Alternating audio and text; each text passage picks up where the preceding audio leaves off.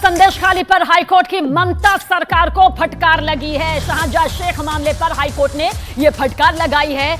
घटना 1% भी सच हुई तो सरकार 100% जिम्मेदार। हाईकोर्ट की तरफ से यह कहा गया है संदेश खाली केस में 1% भी सच्चाई है तो यह बेहद शर्मनाक।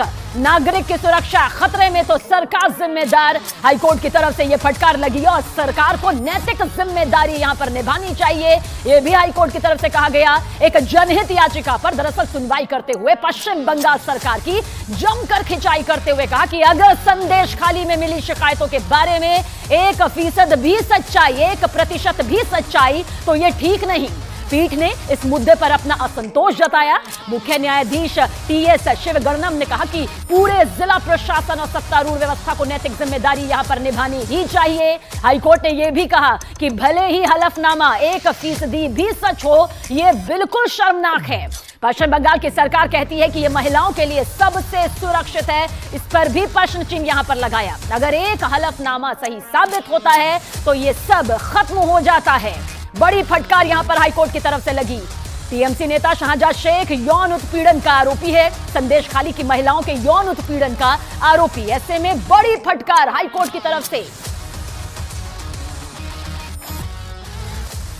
तो शाहजहां शेख मामले पर हाईकोर्ट ने यह फटकार यहां पर लगाई है और खासतौर से ऐसे वक्त में जब लोकसभा का यह पूरा चुनावी माहौल सिर पर है, टीएमसी के लिए एक बड़ा झटका भी यहां पर है यकीनन, क्योंकि जो कुछ भी संदेश खाली को लेकर पूरे देश भर से प्रतिक्रियाएं सामने आई हैं। ममता सरकार लगातार घिरती रही है, सियासी तौर पर भी और कानूनी तौर पर भी। ऐसे में बड़ी फटकार हाईकोर्ट की तरफ से यहां पर सामने आई है कि 1% भी अगर सच होता है यह मामला तो 100% बात यह शर्मनाक यहां पर हो जाती है। यह कड़ी फटकार कलकत्ता हाईकोर्ट की तरफ से ममता सरकार। आशिका हमारी सहयोगी ज्यादा जानकारी के साथ। आशिका, सीधा रुख यहां पर आपकी तरफ करेंगे और आशिका आपसे यही जानेंगे इस पूरे चुनावी माहौल में कितनी बड़ी फटकार यहां पर ममता सरकार के लिए। देखिए, चुनावी माहौल की बात करें तो फिलहाल संदेश खाली सबसे बड़ा मुद्दा है जिसे लेकर के भाजपा राज्य सरकार को घेर रही है। और इस दौरान जब कोर्ट की तरफ से ये गंभीर टिप्पणी कड़े शब्दों में जो चीफ जस्टिस हैं टीएस शिवज्ञानम, उन्होंने ये कहा कि अगर ऐसा हुआ है उसमें 1% भी सच्चाई है, अगर 1% भी ये बात सच है तो ये राज्य सरकार के लिए, प्रशासन के लिए, सत्ताधारी दल के लिए, तीनों के लिए बहुत ही शर्मनाक बात है और जिम्मेदारी भी इसकी इन तीनों को उठानी चाहिए। तो ये एक बड़ी फटकार हाई कोर्ट की तरफ से शबीना ये राज्य सरकार को। तो एक बड़ी फटकार यहां पर राज्य सरकार को लगी है, हमारी सहयोगी आशिका हमें बता रही है। और खासतौर से ऐसे वक्त में जब ये पूरा लोकसभा का पूरा चुनावी माहौल है आशिका, क्योंकि फटकार ऐसे वक्त में लगी है जब पूरे देश से प्रतिक्रियाएं सामने आई हैं और पश्चिम बंगाल की सियासत में अब लोकसभा चुनाव की एक बहुत बड़ी तस्वीर भी नजर आने वाली है। ऐसे में कितनी मुश्किलें पूरे सरकार के लिए। देखिए, ठीक लोकसभा चुनाव के पहले ये संदेश खाली की घटना जब इतनी बड़ी हो गई तभी इसे लेकर के लगातार इस पर राज्य सरकार घिर रही थी। और आपको बता दें कि प्रधानमंत्री नरेंद्र मोदी पहली बार जब आए थे आधे घंटे में 7 बार संदेश खाली का नाम लिया था और तब से लगातार इस मुद्दे को उठा करके वो हमला करते रहे। और यही नहीं, बसीरहाट जहाँ पर संदेश खाली आता है, जो लोकसभा क्षेत्र है, वहाँ से जो बीजेपी के उम्मीदवार हैं वो भी संदेश खाली में सबसे पहले FIR दर्ज कराने वाली रेखा पात्रा को मैदान में आशिका, अमित मालवीय जी इस वक्त हमारे साथ मौजूद हैं।